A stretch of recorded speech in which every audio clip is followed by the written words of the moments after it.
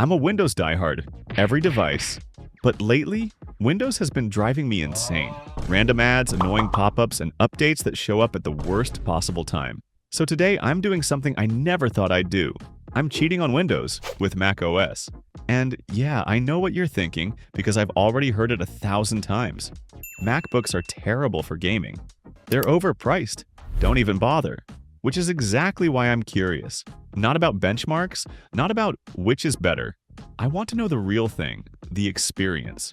So today we're testing this cheap MacBook and finding out what games can it actually run. And is any of it enjoyable? Let's do it. Alright, then maybe I do need one. So I jumped onto Apple's official website to buy a brand new MacBook.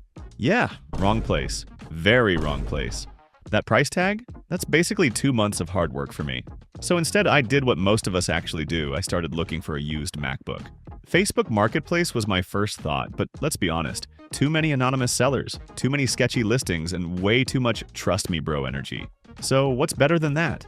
eBay. I don't have the budget for a shiny, high-end MacBook, which means my only real option is going old. After a lot of scrolling, filtering, and second-guessing, I finally found one for about $100. Alright, let's open it up and see what I actually got.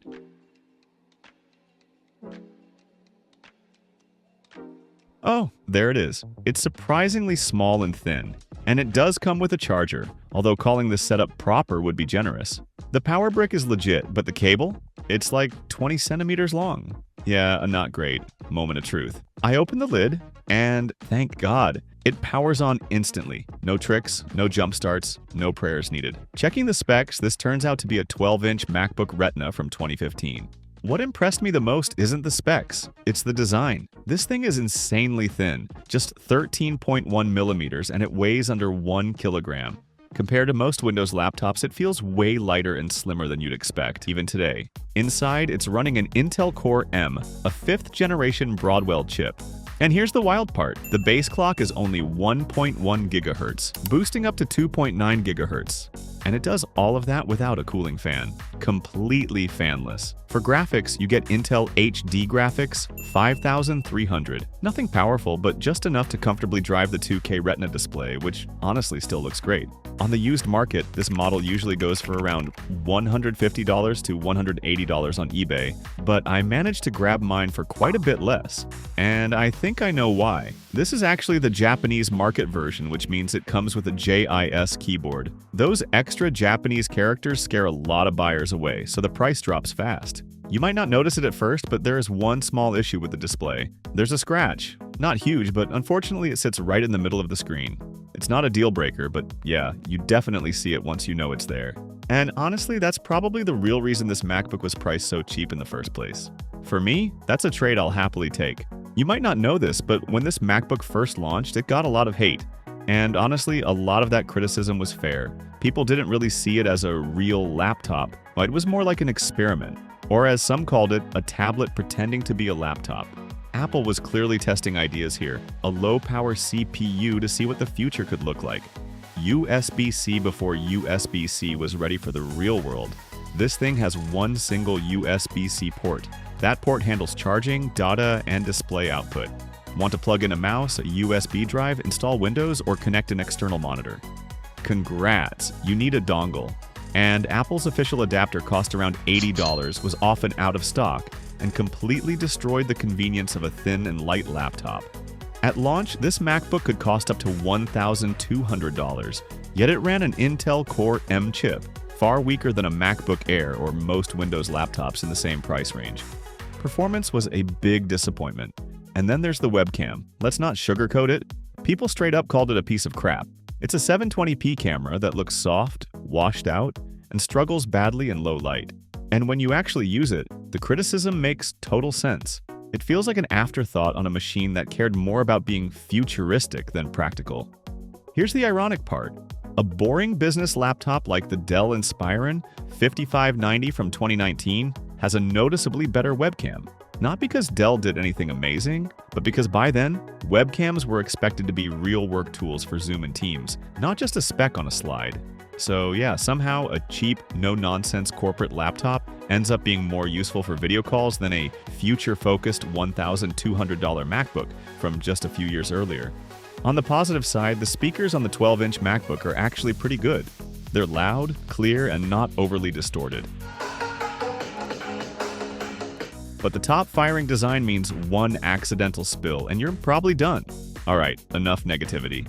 It's time to do the thing no one expected this machine to do well: gaming. I was genuinely excited to see just how bad this would be. A 1.1 GHz CPU?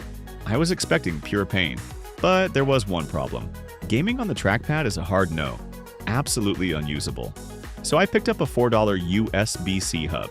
It gives me multiple USB ports, HDMI output, and USB-C pass-through charging. Now I can charge the laptop and use a mouse at the same time.